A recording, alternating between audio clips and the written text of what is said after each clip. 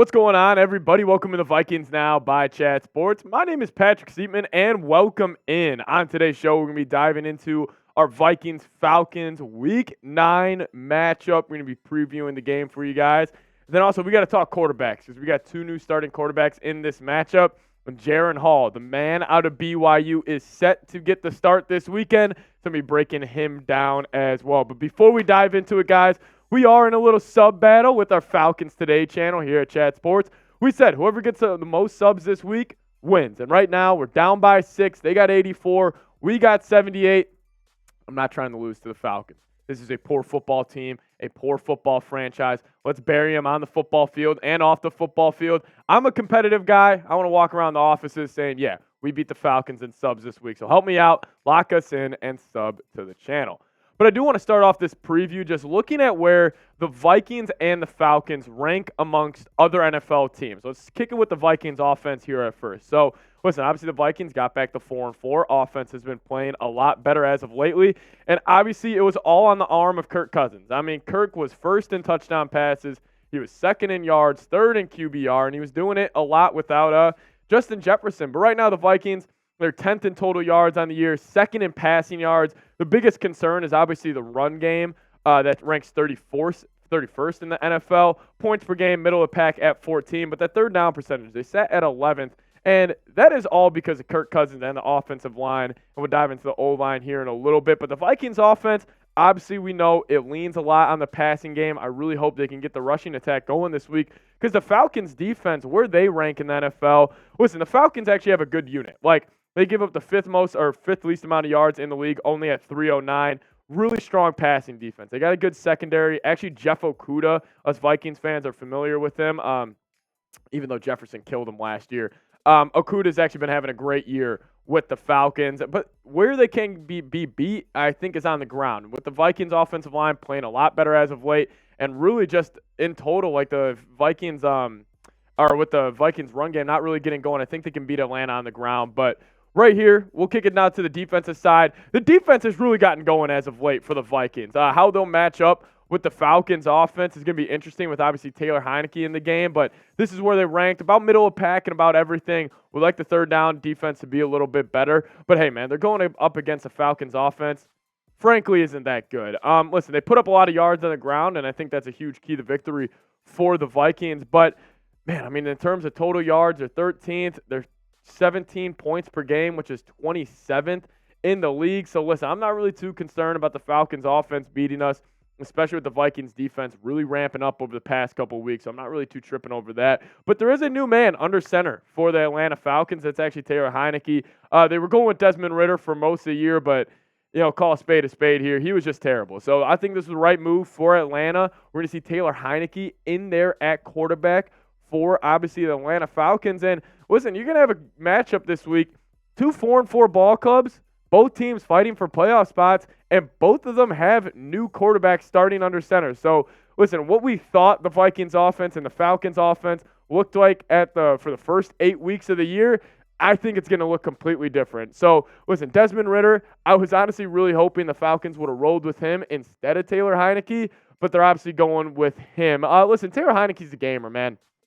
His career numbers aren't going to blow you away. Like 35 touchdowns, 24 turnovers, just under 6,000 yards in his career. But, man, he's a gamer. And he's got that kind of backyard football swag with him where it's like, yes, maybe not in the pocket when the play's on time. He's not the best. But when the play breaks down and he can get out of the pocket and everything, he is really, really good. So Taylor Heineke, he gets the start for Atlanta. But obviously Jaren Hall does get the start for the Minnesota Vikings. And, listen, Jaren Hall, his senior year at BYU, it was just absolutely disgusting. And this was the last time we really seen him play real football. So it was 66% completion percentage, just over 3,000 yards. He has that dual threat ability. He can get it done on the ground with his legs, going for 350 yards. And the touchdown to interception ratio, fantastic. 34 tuds, 6 interceptions. So it's a new quarterback battle this week. But I got to get you guys involved in the comments section. Pick a QB for me. Who would you guys rather have? Going into this week, would you rather have the unknown gem in Jaren Hall, take the JHs, or would you rather have the kind of more proven veteran in Taylor Heineke? Upsides with Jaren Hall, but the consistency is with Taylor Heineke. Let me know your thoughts down below. Coming up just around the corner, though, I'm going to get some keys to victory for the Minnesota Vikings going against Atlanta. The Vikings schedule, it's really easy. And if you could win back-to-back road games against the Packers and the Falcons, I don't know, man. I think it could be big-time news for this Vikes. I think the playoffs could be back on. But first, I got to tell you guys about Prize Picks. That's the sponsor of today's edition of Vikings Now. And Prize Picks is the best daily fantasy sports app in the game. It's daily fantasy made easy. All you do is pick 2 or more players, choose more or less on some projected stat types, and start rolling in the cash today. Go to prizepicks.com/CLNS and use code CLNS for a first deposit match up to $100. Instead of battling versus thousands of other players, including pros and sharks, you just select 2 or more players, pick more or less on their projected stats, and place your entry. Quick withdrawals, easy gameplay, and an enormous selection of players and stat types are what makes Prize Picks the #1 daily fantasy sports app. This is the lineup I'm rolling with this week. I'm going to take the more on Patrick Mahomes passing yards. There won't be a week in my life I don't take a more on a Patrick Mahomes stat total. And then Jordan Love. He's just not good at football. I'm going to take less on 223.5 passing yards for him. And this is my favorite one right here. Taysom Hill. You see it right there. More than half a passing yard.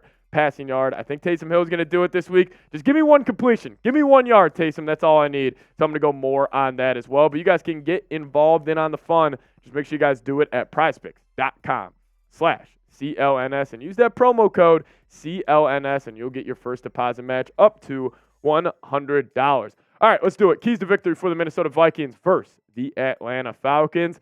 I love that I get to say this. This is such a good key to victory to have. I got to have this every single week.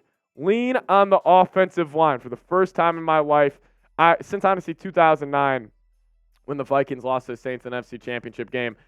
Listen, for the first time in my life since then, that the Vikings really do have a good offensive line unit. So number one, lean on that group. And listen, the big fellas up front have just been getting it done this entire season. Listen, Christian Darrisaw, he's been great. He's the best left tackle in the league.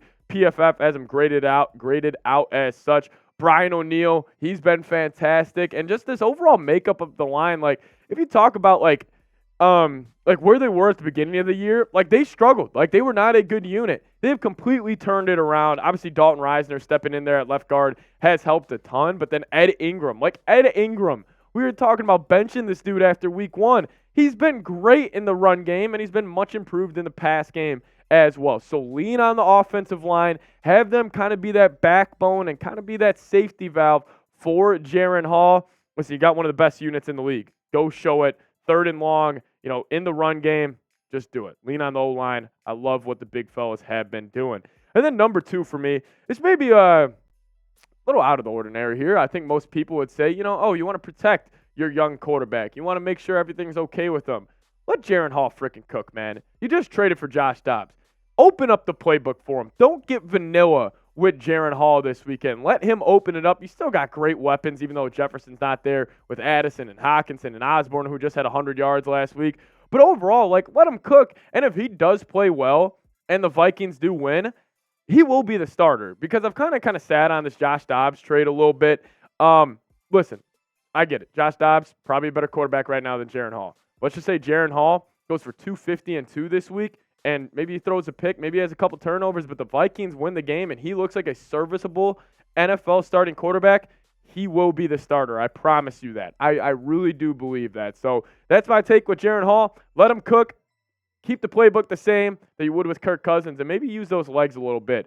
And it's going to be fun to see Kevin O'Connell with a little bit of a mobile quarterback instead of obviously the statue quarterback we had with Kirk. But number 3, going against the Falcons, you got to sell out on the run. This is their MO. This is their calling card. This is their bread and butter. They want to get downhill. They want to punish you in the trenches, and they want to run this football because, frankly, they got 2 of the better backs in the entire National Football League in Bijan and Tyler Algier, and they have been off to a great start this year. I mean, Bijan, a little weird last week. He had 1 snap, or he had 1 carry, and he wasn't really effective in that either. It was a super weird situation. But Tyler Algier, even though he's only averaging 3 yards a carry, he does have that pop ability. 2 touchdowns for him. And these are the 2 guys they really, really try to get the ball early and often. And they really, lean on that run game. And that's Atlanta's MO. And it kind of gets to a point of, make Taylor Heineke beat you. Listen, I understand. He is a gamer. He kind of has that Ryan Fitzpatrick feel where it's like, oh, the backup quarterback's in.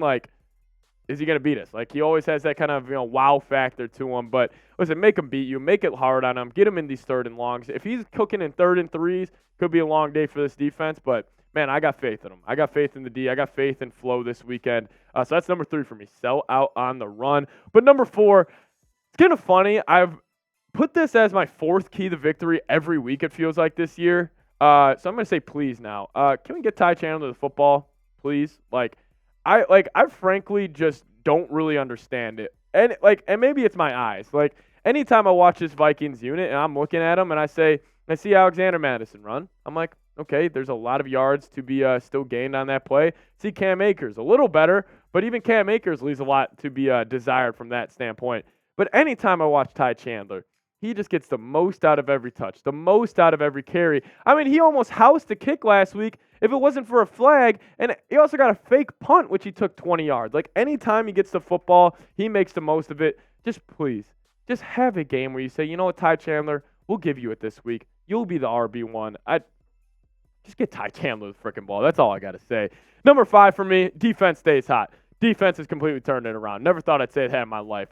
This defense from last season, where they were ranked in pretty much dead last in every statistical category out there, they have been fantastic the last 5 weeks. I mean, here we go. Look at the points allowed right here, dating back to the Carolina game in Week 4, where it really started to get going. Obviously, Carolina, not a good offense. Hold them to 13. Do what you're supposed to do. Chiefs, Sandy, Reed, Mahomes, and Kelsey. You gave up 27 there. Bears, locked them up, 13 points. Niners, locked them up pretty well, 17 points. And then this past week against the Packers didn't have a first down until like the halfway through the second quarter. So I like what Flo's been doing. He's been really turning it around. And I really do believe this. The biggest upgrade the Vikings made this offseason was hiring Brian Flores. Like, I kind of thought this when it happened, but like, maybe I thought it was like Josh Oliver, like drafting Jordan Addison or signing Byron Murphy or whatever, whatever the move was. But the biggest move was truly getting the addition of Brian Flores and getting Ed Donatell out of the gym or out of the locker room. Yeah, good. I was about to say company or something. Shout out to Trace.